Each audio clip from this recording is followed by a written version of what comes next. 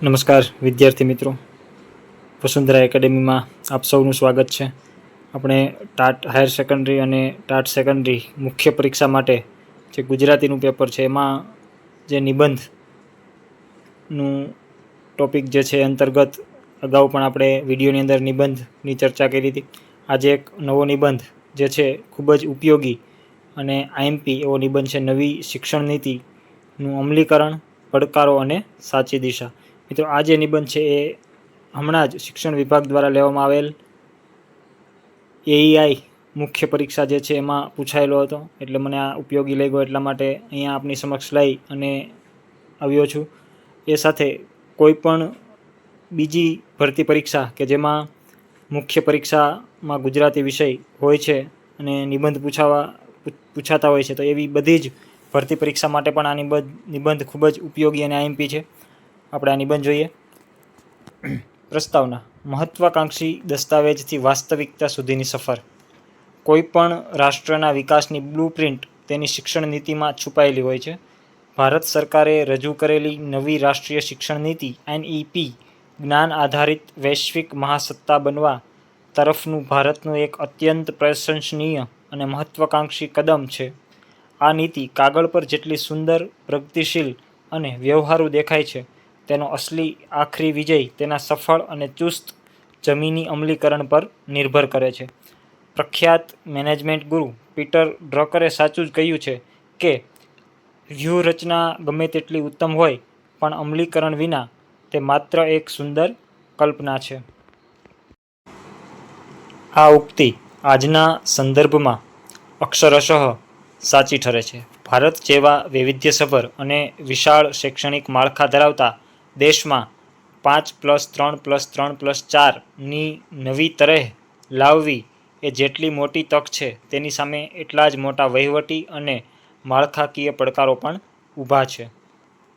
અમલીકરણના મુખ્ય પડકારો: નવી શિક્ષણ નીતિના માર્ગમાં સૌથી મોટો પડકાર માળખાકીય સુવિધાઓ, ઇન્ફ્રાસ્ટ્રક્ચર અને આર્થિક ભંડોળનો છે. નીતિમાં જીડીપીના 6% હિસ્સો શિક્ષણ પાછળ ખર્ચવાનું લક્ષ્ય રાખવામાં આવ્યું છે, જે વાસ્તવિક સ્તરે હજુ ઘણું દૂર છે. અંતરિયાળ ગામડાઓની પ્રાથમિક શાળાઓમાં સ્માર્ટ ક્લાસરૂમ, કોમ્પ્યુટર લેબ કે પ્રયોગશાળાઓની ભારે અછત છે. આલ્બર્ટ આઇન્સ્ટાઈનનું વિધાન છે કે જો તમે કોઈ માછલીની લાયકાત તેની ઝાડ પર ચડવાની શક્તિથી નક્કી કરશો, તો તે આખી જિંદગી પોતાને મૂર્ખ જ સમજશે. માછલીને પાણી આપવા માટે જે આર્થિક અને ભૌતિક સંસાધનો જોઈએ, તેની વ્યવસ્થા કરવી એ વહીવટી તંત્ર માટે મોટો પડકાર છે. બીજો મહત્વનો પડકાર છે શિક્ષક સજ્જતા અને માનસિકતા પરિવર્તન. આપણી શિક્ષણ વ્યવસ્થા વર્ષોથી ગોખણપટ્ટી અને ગુણ આધારિત મૂલ્યાંકનથી ટેવાયેલી છે. શિક્ષકોને રાતોરાત પ્રવૃત્તિ આધારિત શિક્ષણ, એક્ટિવિટી બેઝ લર્નિંગ અને 21મી સદીના ટેકનોલોજીકલ સાધનો તરફ વાળવા માટે વ્યાપક અને ગુણવત્તાયુક્ત તાલીમની જરૂર છે. જ્યાં સુધી શિક્ષક પોતાની જૂની પદ્ધતિઓ છોડવા તૈયાર નહીં થાય, ત્યાં સુધી વર્ગખંડનો આત્મા બદલાશે નહીં.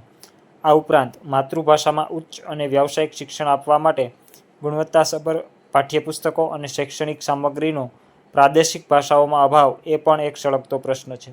નેલ્સન મંડેલાએ કહ્યું હતું કે જો તમે કોઈ માણસ સાથે તેની ભાષામાં વાત કરો, તો તે તેના હૃદય સુધી પહોંચે છે, પરંતુ વ્યાવસાયિક સ્તરે સામગ્રી તૈયાર ન હોવી એ હૃદય સુધી પહોંચવાના માર્ગમાં અવરોધ બને છે. સફળ અમલીકરણની સાચી દિશા અને વહીવટી સુધારા. આ પડકારોને પાર કરીને નીતિને સાચી દિશા આપવા માટે કેન્દ્ર અને તમામ રાજ્ય સરકારોએ સહકારી સંઘવાદ, કોઓપરેટિવ ફેડરલિઝમના સિદ્ધાંત પર સાથે મળીને કામ કરવું પડશે. ગુજરાત સરકારના શિક્ષણ વિભાગે આ દિશામાં કેટલાક અનુકરણીય પગલાં લીધા છે.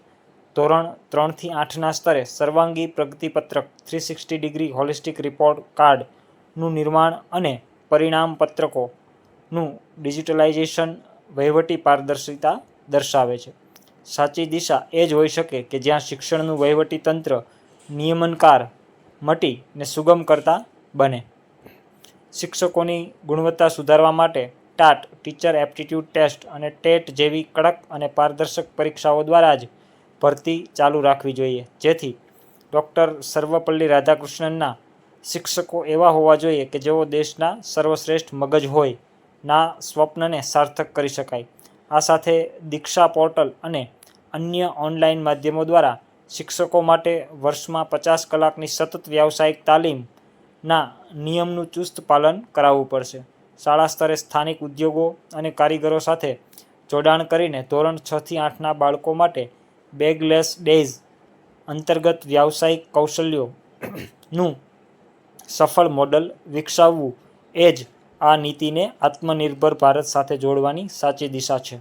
મહાત્મા ગાંધીજીના બુનિયાદી શિક્ષણના વિચાર હસ્તકલા દ્વારા અપાતું શિક્ષણ બાળકના મગજ, હાથ અને હૃદયનો સમન્વય કરે છે ને જો આપણે પાયાના સ્તરેથી જ વ્યવહારમાં મૂકીશું તો રોજગારીનો પ્રશ્ન આપોઆપ હલ થઈ જશે. ઉપસંહાર: સામૂહિક સંકલ્પની અનિવાર્યતા. અંતમાં કહી શકાય કે નવી શિક્ષણ નીતિ એ કોઈ એક પક્ષ, સરકાર કે વહીવટી વિભાગનો વિષય નથી, પરંતુ તે દેશના ભવિષ્યના નિર્માણનો એક સામૂહિક યજ્ઞ છે. નીતિ આદર્શ છે. હવે આપણી દાનત અને અમલીકરણની દિશા પણ એટલી જ પવિત્ર હોવી જોઈએ. સ્વામી વિવેકાનંદના વિધાન "ઉઠો, જાગો અને ધ્યેય પ્રાપ્તિ સુધી મંડ્યા રહો" ને કેન્દ્રમાં રાખીને શિક્ષકો, વાલીઓ, વિદ્યાર્થીઓ અને વહીવટકર્તાઓએ સાથે મળીને આગળ વધવું પડશે. જ્યારે આ નીતિ તેના સાચા સ્વરૂપમાં ભારતના અંતરિયાળ ગામડાની શાળા સુધી પહોંચશે, ત્યારે જ ભારત સાચા અર્થમાં માનસિક, વૈચારિક ગુલામીમાંથી મુક્ત થઈને વિશ્વ મંચ પર વિશ્વગુરુના સ્થાને પુનઃ સ્થાપિત થઈ શકશે.